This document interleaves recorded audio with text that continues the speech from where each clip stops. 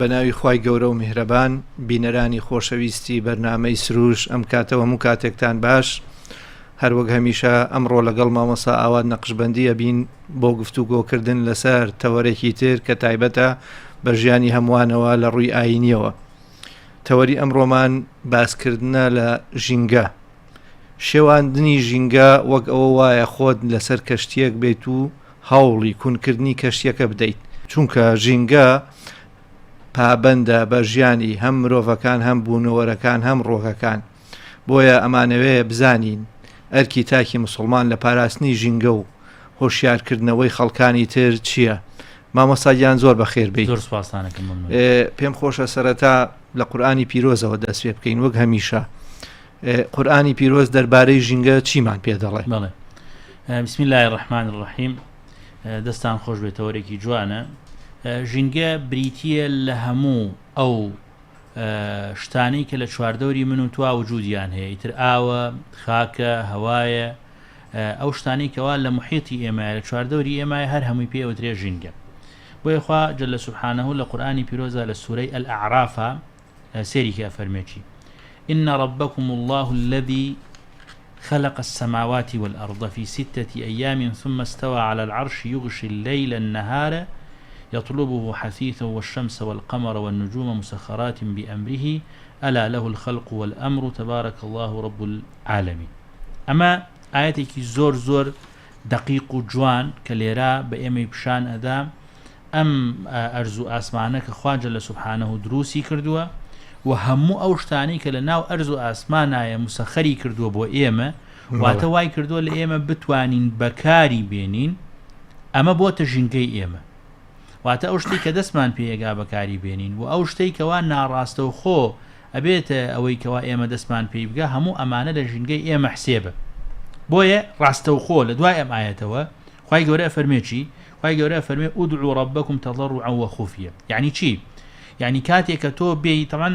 لێرە ئەگەر بڵێ وەڵامە بەستی پێی هاوارکردنەوە نییە نا مەبەستەکە ئەوەیە کە فەرمێ ئەم شتانی کە لە چواردەورتانان بەکاریێنن بە شێوەیەک لە شێوەکان بەکاری بێنن کە نەبێتە باعیسی زەرەر و خراپەکاری بۆ چواردەورتان. بۆ چونکە یەکسەر ڕاستە و خۆ لە مایەتا فەرمێ إنه لا يحب المعتدين. خوای گەورە ئەو کەسانەی خۆش ناوێت کە دەست درێژی کارن. واتە مرۆڤێک کێت ئاوێک بەکار ئەهێنێ ئەبێ ئەم ئاوە هەوڵ بدا بە شێوەیەک بەکاری بێنێ کە دەست درێژیکردن نەبێ بۆ سەری. کاتێک کە زەویەک بەکار ئەهێنێ هەوڵدا ئەم زەویە خراپ بەکار نەهێنێ. کاتێک کە هەوا بەکارهێنێ هەوڵدا ئەم هەوایە بەکارێ. ولا تفسدوا في الأرض. يكسل آياتك أو أفرمي ولا تفسدوا في الأرض بعد إصلاحها. خوای گەورە ئەم زەویە بە جوانترین شێوە بۆ ئێمەی فراهەم کردووە ئێمە نابێ بین فەسادی لەسەر دروست بکەین. فەسادی زەوی بریتیە لە تێکدانی ژینگەی زەوی، فەسادی هەوا بریتیە لە تێکدانی ژینگەیەکی دروستی هەوا. بە هەمان شێوە اینجا دوای ئەوە لەسەر ئاەتی دوای ئەمە یەکسەر ئەفەرمێکی وهو الذي يرسل الرياح بشرا بين يدي رحمته. يعني تەنانەت ئەو هەوایی کە ئێمە هەمانە یەکێکە لە نیعمەتەکانی خوا خوای گەورە فراهەمی کردووە بۆ ئێمە ئەبێ ئێمە هەوڵ بدەین بە باشترین شێوە بەکاری بێنین. دوای ئەوە حتى إذا أقلت سحابا ثقالا. يعني چی؟ يعني ئەو هەورانەکەیەت ئێمە ئەبێ هەوڵ بدەین نەبینە هۆی تێکدانی ژینگەی ئەو هەورانە. چونکە بەڕاستی ئەمڕۆ بابەتێک لە ناوا هەیە ئەویش دزینی هەورەکانە، هەرچەند هەنێکی پێی وایە بابەتێکی زانستی نییە وجودی نییە، بەڵام وەڵحاڵ بابەتێکە و باس ئەکرێ سقناه لبلد ميت. ئەو زەویە کە زەویەکی وشک و برنگە وەکو مردوو وایە ئەم هەورە کە بارانەکە ئەبارێ ئەبێتە هۆی زینوکردنەوەی فأنزلنا به الماء فأخرجنا به من كل الثمرات. ئاوەکەی بەسەرادا ئەبارێنێ، بارانەکەی بەسەرادا ئەبارێنێ، زەویەکە شین ئەبێ، زەویەکە لە مردنەوە گوازرێتەوە بۆ زیندوو بوونەوە، ئەو کاتە کۆمەڵێ بەرەوبوومی لێ دەرئەچێ. وكذلك نخرج الموتى لعلكم تذكرون. ئەمانە هەمووی بەڵگەن بۆچی؟ هەمووی بەڵگەن بۆ ئەوەی کەوا ئەم ژینگەی چواردەوری من و تۆ تەنها لە قەدارەکەی بەردرگات نییە، تەنها ژوورەکەت نییە، هەموو چواردەورەکەی تۆ لە ئاسمانە، لە زەویە، لە خۆڵە، لە دارە، لە ئاوە، لە هەوایە، هەموو ئەمانە ژینگەی من و تۆن. بۆیە پێغەمبەر صلی الله عليه وسلم لە فەرمودەیەکە ئەفەرمێ چی؟ ئەفەرمێ لا ضرر ولا ضرار. واتە نەکارێک بکە زەرەر بگەیەنی بە خەڵکی نەکارێکیش بکە کە زەرەرت پێ بگات چونکە لە نەتیجا من و تۆ کە ژینگەمان تێکدا ئەو کاتە زەرەرمان بە خۆمان گەیاندوو زەریشمان بە چواردەورەکەمان گەیاندوو باشە ژینگە پەیوەستە بە یەکترەوە هەروەک پێشتر ئاماژەم پێکرد وەک لە هەمومان لە کەشتیەکەین هەر خودی خۆت نییە ئایا سزای لە ڕووی قورئان و خوای گەورە چه سزایەکی داناوە بۆ ئەوانەی کە زیان بە ژینگە گەیەن چونکە زیانە بە دراوسێکت بە هاوڵاتیەکەت بە هاوشاریەکەت بە هاو نیشتیمانیەکەت بەڵێ پێش هەموو شتێک مەرحەلەی یەکەم لە تێکدانی ژینگا یەکسەر ڕاستەوە خۆخوای گەورە فەرمێ ئەوانەی کە دەست درێژی کارن بۆ تێکدانی ئەم ژینگەیە کە زەوی و ئاسمان و هەوا و خاک و ئەمانەیە خوای گەورە خۆشی ناوێت واتە ڕووی ڕەحمەتی خوا لەو کەسانە نییە کە ژینگە تێک باشە بۆچی لەبەر خاتری ئەوەی هەموو ئەمانەی کە باسمان کرد خاکە زەویە ئاسمانە هەورە بارانە دار و درەختە هەمووی ئەمانە پێیان ئەوترێ سەربازی خوا ئەمانە چۆن من و تۆ عەبدی خواین ئەوانش ئاوا عەبدی خوان ولله جنود السماوات والأرض وكان الله عزيزا حكيما مامۆستا هەر وەکو تێبینێک لە چوارچێوە ئەمانە ئاژەڵە کێویەکان ژەگرێتەوە لەبەرەوەی ئەوە ئەرک و فەرمانیان لەسەرە هەندێک ئاژەڵ هەیە بە سوودە بۆ ژینگە قوربان عەرزکەم تەنانەت ئەو دار و درەختەی لە چواردەوری منی و توان ئەو حیواناتانەی لە چواردەوری من و توان هەر هەمویان ئەمانە وەکو من و تۆ تەسبیحاتی خواکەن وەکو من و تۆ بەس تەنها ئەوەی ئەوان تەکلیفێکیان لەسەر نییە کە ئەعماری سەرزەویە من و تۆ وەکو مرۆڤ تەکلیفی ئەعماری سەرزەویمان لەسەرە سەیری کە خوای گەورە فەرمێکی لە سورەی ئیسرا تسبح له السماوات السبع ئاسمانەکان تەسبیحاتی خواکەن والأرض ومن فيهن ئەرز و واتە زەوی و ئەوەشی لە ناو زەویایە هەر هەمووی تەسبیحاتی خواکە وئن من شيء هەموو شتێک إلا يسبح بحمده تەسبیحاتی خواکە ولكن لا تفقهون تسبيحهم بەڵام ئەوەیەکەوە ئێمەی مرۆڤ تێناگەین لە تەسبیحاتەکەی ئەوان تەسبیحاتی ئەوان چییە بۆ نمونە ئەو درەختە کاتێککە ئۆکسجین ئەداتەوە بە ئێمە و تەسبیحاتی خوایە کاتێک کە تۆ ییت ئەم درەختە ئەبڕی بەبێ هۆکار ئەم درەختە ئەبڕیت لە تەسبیحی خوات خستووە وات کردووە کەوان یەکێک لەوانەی یەکێک لەو عەبدانەی کە تەسبیحی خواکە تۆ لە ناوت بردووە باشە ئەبێ خواجە لە سوبحانە و چەندێکی پێناخۆش بێت کە تەسبیح کەرێک لە تەسبیحەکان کەرەکان کە تەسبیحی خواکە تۆ لە ناوی بەری باشە بەبێ هۆکار بەبێ ئەوەی کەوا تۆ هیچ پێویستیەک پێ هەبێ یعنی ئێستا ئەمڕۆ کێ پێویستی بەوە هەیە بچێ گۆشتی کەو بخوا پێویستی پێی نییە لەبەر خاتریەوەی گۆشت زۆرە و خەڵک گۆشتی دەست ئەکەوێ بەڵام کاتێک ئەم ڕاوچیە ئەچێ ئەم کەوە ئەکوژێت ئەم کەوە لە ناو ئەبا تەنها حەز و خولیا و ئارەزوویەک و کەفوکڵێکی خۆیەتی ئەگینا لە نەتیجا ئەوە نییە پێویستی هەبێ بەم گۆشتیکەوە ئەگەر پێویستێکی هەبێ و زۆر نەبوون بێ و نەدار بێ و دەمێک بێ گۆشتی نەخوارد بێ و ناو ئاوەدانیان نەبێ بەرحاڵ ئەگەر کەوێ بکوژێ و بیخوا بەڵام لە نەتیجەی کولیە مرۆڤەکان ئەوانەی کەوا ڕاو ئەکەن و ئەچن ئەم حیواناتانە لە ناو ئەبن هیچ پێویستێکیان پێی نییە ئەسڵەن بگرە ئەو گولەیەی کە کەوەکەی پێ ئەکوژێ زۆر گرانترە لە نرخی ئەو گۆشتە ئەگەر لە بازار بیەوێ ئەو گۆشتەی پێ بکڕێت باشە مامۆستا لەم بارەیەوە قورئان یا سوننەی پێغەمبەر درودی خوای لێ بێ چیمان پێڵێ لەسەر ڕاوکردن و کوشتنی گیانەوەرانی ناو ژینگە پێغەمبەر صلی الله عليه وسلم جارێکیان لە دەرچوونێکیانە دەرچوو بوون بۆ دەشت و دەر لەو کاتە تەیرێکی بینی لای خۆمان پێوترێ کوڵەفڕە نازانم ناوی تری هەبێ لە شێوەزارەکانی تری کوردەواریە بەڵام پێوترێ کوڵەفڕە ئەم کوڵەفڕەی بینی هەر ئەهاو بە چواردەوریانە و جوکە جووکیە کرد پێغەمبەر صلی الله عليه وسلم فەرمی ئەوە کێیە عەزیەتی دڵی ئەو دایکەی داوە دیار و پێغەمبەری خوا زانی بووی کەسێک لەوان ڕۆشتووە بەچکەی ئەم کوڵەفڕەی گرتووە ئەوێ بیبا بۆ خۆی وتی ئەوە کێیە فەرمی ئەوە کێیە کە عەزیەتی دڵی ئەم دایکەی داوە ئەرزیان کردی پێغەمبەری خوا فڵان سەحابەیە بەچکەی ئەو کوڵەفڕەی گرتووە فەرمی بۆی بگەڕێنەرەوە بەڵێ بۆی بگەڕێنەوە پێم وایە شتێکیشمان هەیە ئەڵێەوەی ڕەحم لەسەر زەوی نەبێ لە ئاسمانیش ڕەحمی بۆ نایانی ئێمە بێ بە زەویشمانە بێ بۆ گیانەوەران گومانیتیانی ئەو فەرمودەی کە فەرمێ من لا یەرحەم لا یورحەم هەر کەسێ ڕەحم نەکا ڕەحمی پێ ناکرێ ئەمە ئاژەڵی ژەگرێتەوە هەموو بوونەوەرەکانەگرێت کاتێک کە من ڕەحمم نەبوو بۆ چواردەورەکەم لە مرۆڤەکان و لە غیری مرۆڤەکانەوە خوای گەورەش ڕەحم بە من ناکا بە هیچ شێوەیە باش مامۆستا یەکێک لەو هۆکارانە کە پیسبوونی ژینگەیە فڕێدانی خۆڵ و خاشاکە ینی بەبێ بەرنامە زیادە ڕەویە لەمە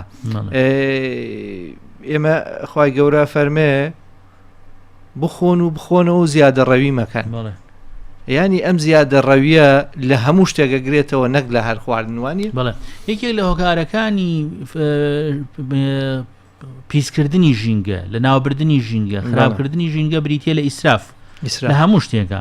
کاتێک کە ماڵێک ژن و پیاوێکن و دوو مناڵ پێویستیان بە یەک سیارە جێبەجێ ئەبێ بەڵام کە کردیان بە دوو سیارە و بە سێ سیارە ئەو کاتە وردە وردە ئەو ژینگەیە پیس ئەبێت جاران بێنە بەرچاوی خۆت لە گەڕێکێکە سیارەیەکی تیابوو یا دوانی تیابووایە ئێستا هەموو ماڵێ دوو سیاری ڕاگرتووە لە بەردەم ماڵی خۆیە دە نەتیجە ئەمانە هەمووی تاسی لەسەر ژینگا بێ بۆچی لەبەرەوەی ئیسرافیان کردووە یا بۆ نمونە دووکەڵی پیس بۆ نمونە کاتێک منێکی مرۆڤ بە دوو لە فەتێر ئەخۆم کاتێککە کردم بە سێ لەفە و بۆم نەخورا ئەم لەفەیان وەکو پیست بوو پیسی یەکەم و فڕێدەمە ناو تەنەکەی خۆڵەکە هەموو ئەمانە کۆ بێتۆ ژینگە پیسەکە جاران خەڵکی ئێمە بۆ نمونە قەدیم لەسەر سینی نانیە خوارد سینی نەما کرا بە سفرەیەک سفرەکە دەروەقت نەبوو بەڵکو ئەسڕا و هەڵئەگیرە ئەشۆرا و هەڵئەگیرە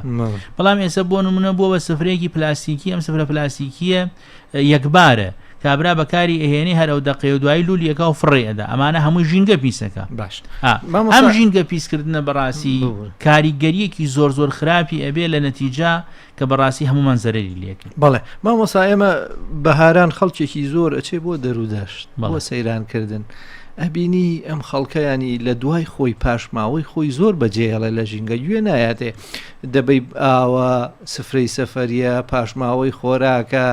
ئەمە هەموو زیان بە ژینگە ئەگەێنێ نابێ ئێمە لە ئاس بەرپرسیارەتی لە پاراستنی ئەم ژینگابین بەڵێ خۆی ڕاستی سەیرانکردن بۆ ئەوەیە کە مرۆڤ ئیسراحەت بکە بەڵام بەداخەوە تاکی ئێمە کە ئەچێ بۆ سەیران دوایەوە لە سەیرانەکەی تۆ 4-5 ڕۆژێ لە ماڵەوە بۆی ئەکەوێت چونکە مانوو بووە هۆکارەکەی چیە هۆکارەکەی ئەوەیە لەسەر ئەساسێکی عەقڵانی سەیرانەکەی نەکردووە کاتێک کە ڕۆژتۆتە دەرەوە هەموو ژیانی خۆی تەرخان کردووە بۆ ئەوەی کەوا شەخەڵ و پیسی دروست بکە لە ناوچەکە ئەم پیسکردنی ژینگەیە ئەم کارەسات دروستکردنە لەسەر ژینگە بەڕاستی بێتە باعیسی ئەوەی کە سەیرانەکەی نەک ئەوەی کە بە عیبادەت بۆی نانووسرێ بەڵکو بە گوناه و گوناهباری بۆی ئەنووسرێ چونکە کاتێکە عەرزم کردی خواجە لە سوبحانەوە بە هیچ شێوەیە ڕێگە نادا بە من و تۆ کە بین بە شێوەیەکی خراپ مامەڵە بکەین لەگەڵ ئەو ژینگەی کە لە چواردەورمانە هەیە بەڵێ مامۆسا زیاد بەکارهێنانی شتەکانی ناو ژینگە ینی بۆ نمونە ئێمە ئاو ئاو سەرچاوێکی گرنگە وجعلنا من الماء كل شيء حي خوای گەورە فەرمێ پێمانە فەرمێ زیادە ڕۆیش مەکەن بەڵام ئێمە ئاو زۆر بەکارهێنین ئاو ینی تۆ تەماشا ئەەکەی تەنکی سەربانی ماڵان ئاوی لێڕوا لی ناپرسین بەردرگای پێ ئەشۆرێ سیارەی پێ ئەشۆرێ هاوڵاتیان بەدەل لەمە ینی بە پێی زیاد لە پێویست بۆ باغیا بۆ کوشت و کاڵ بەکارێ ئەم زیادە ڕەویە لە ئاوا گوناح نییە ینی وەکو عەرزم کردی ئیسراف ئین المبەذیرینە کانوا ئیخوانە الشەیاطین ئەوانەی کەوا ئیسراف ئەکەن ئەبن بە برای شەیطان واتە چۆن شەیطان ئەیەوێ فەساد و فەسادکاری لە ناو کۆمەلگا دروست بکە بە هەمان شێوە ئەم مرۆڤەش ئەوێ فەساد دروست بکە بۆیە ئەم ئیسرافە بێتە باعیسی ئەوەی کە بەڕاستی ڕۆژگارێک بێت خەڵکی ئاوی خواردنەوەی دەست نەکەوێت چونکە ئەمڕۆ ئێمە لە ئەزمەیەکی گەورەین لە تەواوی دنیا کە ئاوی خواردنەوە ناکەوێتە دەستی زۆرێک لە ئەو شوێن و وڵات و نیشتیمانانەی کە پێویستیان پێێتی حتا لە شوێنی وا هەیە بە بیری 200 مەتری و 300 مەتری ناتوانن پەرداخی ئاو پیا بکەنە تاوەکو سوودی لێ ببینن بۆیە یەکێکە لەو بابەتانە و ئەسڵەن زۆر شتی تریشمان هەیە هۆکارە بۆ ئەوەی کەوا ئاو کەم بکە باش ئێمە مامۆسا ئەبێ بیر لەوە بکەینەوە کە ئاو یا سەرچاوەکانی ژینگە گشتیە ئەبینین کەسانێک هەن لە بەرژەوەندی تایبەتی خۆیان بۆ نمونە بەبێ مۆڵەتی حکومی بەبێ ڕێنماییەکانی وەزارەتی کوشتتوکە هەڵ ئەسێ بیرێکی 200 مەتری لێیە تەنها بۆ خۆی ینی ئەم ئاوە تەنها بۆ خۆی بەکارێنێ لە کاتێکە ئەمە ئاوێکە بۆ دارودرەخت بۆ ژینگە بۆ ئاژەڵەکان بۆ مرۆڤەکان ئەمە گوناه نییە ئەم شێوە بیر لێدانە عەشوائیی کە وجودی هەیە هەر هەمووی بە زیادە ڕەوی حسێبە و هەر هەمووی بە دەستدرێژیکردن بۆ سەر زەوی حسێبە چونکە ئەگەر جاران ئاگر و خوێ و ئاو خەڵکی تایە مشتەرەک بوون ئاگر و خوێ و ئاو بۆ نمونە لە لادەیەکە یەک کانی هەبوو هەر هەمومان ئیسفادەمان لێ کرد باشە بۆ نمونە لە لادەیەکە یەک بیر هەبوو هەر هەمومان ئیسفادەمان لێ کرد ئێستا خەڵکەکە لەبەرەوەی خودپەسەندە بە یەک بیر ئیشی ناڕوا بۆیە هەموو ماڵێک هەوڵەدا بیری خۆی لێبدا کە ئەمە کارەساتی گەورە دروستەکە بۆ ژینگە و هەم بۆ ئەوەی شیکەوا دەسەر جەمعی و تێکەڵاوی و دەستبارگرتن بۆ یەکتری نامێنێت باشە مامۆستا شتێک هەیە ئەمە پرسیایی لەسەر بکەم لە ڕووی ئاینیەوە دروستە ئێمە خۆشگوزارانی خۆمان لەسەر حسابی خەڵکی تر بێ یا لەسەر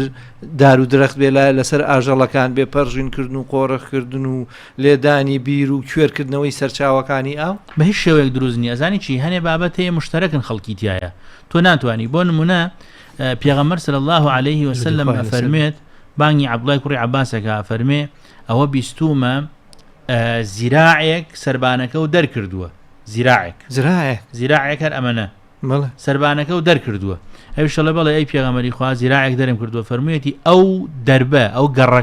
گەڕەکی مشتەرەکە حرامە تۆ زیراعێکی لێ دەربکەی ئیلا ئەبێ دراوسەکانی ڕازی بن بەمیشە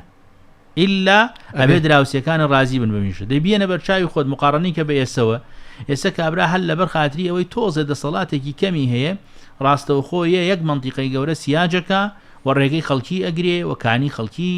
داگیرەکە و ئەرزی خەڵکی داگیرەکە لە پێناوی چیا تەنها لە پێناویەوەی کەەوە ئەگەر ساڵی جارێ میوانێکی هاوبی با لەو مەزرعەیە دای بنێ و بڵێ خەڵکی نەها من خاوەنی کەسایەتیم و خەڵک سەردان مەکاو مەزرعام هەیە باش مامۆستا ئێستا ئێمە لە وڵاتە کارگەمان هەیە شتێکی تریشمان هەیە پێڵێن پاڵاوگەی نەوت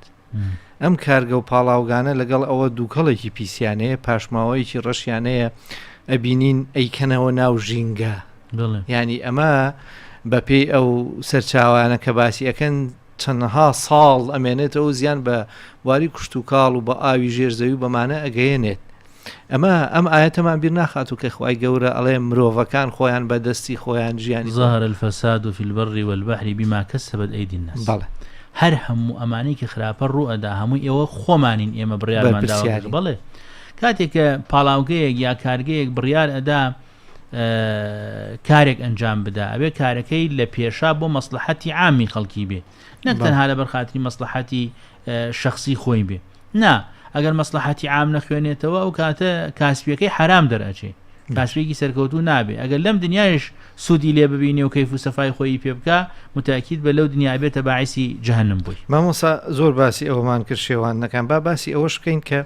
پاداشتی ئەوانە چیەکە ژینگە پارێزن بۆ نمونە باخەوانێکە لە ساڵێکە پەنجاب بن درەختە نێژێ بۆ نمونە پیاوێکی بەتەمەنە سەرچاوێکی ئەو پاکەکاتەوە بۆ نمونە خەڵکێکە ژینگە پارێزە و ژینگەکە پاکەکاتەوە قوربان پێغەمبەر صلی الله علیه وسلم فەرمێ ئیمان هەفتا ئەوە نەبەشە بەشێک لە بەشەکانی ئیمان بریتیە لە حیا کامەیە ئەوەیە کەوا ئیماتەة الئەذى عن الطریق بەردێ لەسەر جادە کەوتووە تۆ لایەبەی بزمارێ لەسەر ئەو جادەیە کەوتووە لەبەر خاتری ئەوەی کەوا نەچێ بە تاایی سیارەی خەڵکیە تۆ لای ئەبەی ئەمە بەشێکە لە ئیمان چونکە بەشێکە لە حیا و حیاش بەشێکە لە ئیمان ئەمە پاداشێکی گەورەیە سێریان فەرمودەیەکە کە پێغەمبەر صلی الله علیه وسلم فەرمووی ما من مسلم يغرس غرسا هەر مسلمانێک شتێک بچێنێ ئەو یەزرع زەرعا یاوەکو چاندنەکە چاندنی ڕۆکێک بێ یاوەکو درەختێک بێ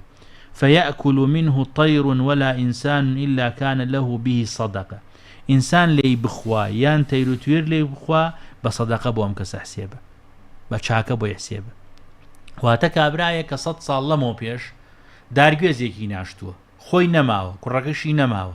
ئێسام دارگوێزە خەڵک سوودی لێبینێ تایروتویر سوودی لێبینێ بە بەردەوامی وەکو ئەوە وایە پارەیەکی خستی بێتە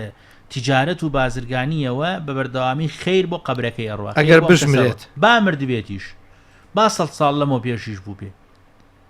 یا خەڵکی وا هەیە بۆ نمونە لەوانەیە ڕۆشتوێ لەو شاخ و داخە بەڕووی ناشت بێ بەڕوو خۆ تەزانی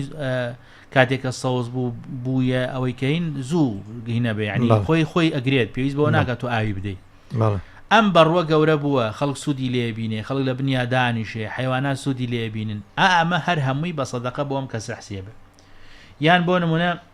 لفرمودەیەکی ترا پێغەمبەر صلی الله علیه و سلم فەرمێ چی من نصب شجرة فصبر على حفظها هەر کەسێ دارێک بنێژێ و ئارام بگرێ لەسەر پاراستنەکەی والقیامی عليها ئاگای لێبی و ئاوی بدا و خزمەتی بکە حتى تثمر هەتاوەکو بەرئەگرێ فإن له في كل شيء يصاب من ثمرها صدقة عند الله عز وجل هەر کەسێ بە ئەندازەی مسقالە زەڕەیە سوودی لێ ببینێ ئەوە سەدەقەیەکی بۆ نووسری یان لە فەرمودەیەکی ترا پێغەمبەر صلی الله علیه و سلم فەرمێ إن قامت على أحدكم القيامة ئەگەر قیامەت هات و یەکێک قیامەتی هاو بەسەرا وفي يده فسيلة نەمامێکی بەدەستەوە بوو یان قەڵەمێکی بەدەستەوە بوو فليغرسها با بینێژێ اینجا بچێ بەلای قیامەتەکەی ئەمانە هەمووی بەڵگەیە بۆ چی بەڵگەیە بۆ ئەوەی کەوا من و تۆ ئەبێ هاوکاری ژینگەکەی خۆمان بیپارێزی باشە بۆ منە لە شەرعا فەرمێ دروست نییە مرۆڤ لەو دەشت و دەرە ئەگەر دەستی بە ئاو گەیان دروست نییە بیکاتە بنی دارێکی بەردارۆ دروست نییە بیکاتە بنی سێبەرۆ دروست نییە بیکاتە ناو کانیەوە دروست نییە بیکاتە ناو کونێک بۆچی لەبەر نەکا لە ناو ئەو کونا حیوانێکی تیاابێ بەسەبەبی MPC تۆوە زەرەری پێ باشە یا بۆ نمونە ئەم حیوانە هیچ زەرێکی نییە بۆ تۆ خەڵکی وا هەیە فێر بووە سیلاح بەدەسە فێر بووە ئەڵێ وەڵام منە چم بۆ ڕاوە بەراز ئەی مامۆستا بەراز پیسەوە ئەمە زەڕورە ناکاکە گیانەوە هیچ مشکلەیەکی تۆ نییە بەراز بۆ عالم بۆ شاخەوەیە چه علاقەیەکی خۆی گەورە مافی ژیانی پێبەخشێ چه علاقەیەکی بە من و تۆوە هەیە هیچ زەرری لێداوی نەوەڵڵا هاتۆتە ناو ماڵ و مناڵن نەوەڵڵا زەراعەتی تێکداوی نەوەڵڵا ئەی بۆچی وای لەکەی وەڵا هەر بۆ خۆشی خۆم نابێ ئەم خۆشیە ڕێگە پێدراو نییە ئەهتاین چۆنە خۆشیەکانی من و تۆ تا ئەو شوێنە ڕێگە پێدراوە کە نەبێتە باعیسی ناخۆشی خەڵکی ناخۆشی چواردەورەکەمان ئەوەیە قسەکە زۆر سپاس مامۆستاگیان یا ڕەبی سەلامەت و سەربەرز بن بینەرانی خۆشەویستی بەرنامەی سروش بەم جۆرە هاتینە کۆتایی بەرنامەی ئەم جارەمان کە تایبەت بوو بە ژینگە ڕۆژ و تاعاتی هەموو لایە قبوڵێ تا بەرنامەیەکتر پێدانەگەینەوە بەخواتان ئەسپێرین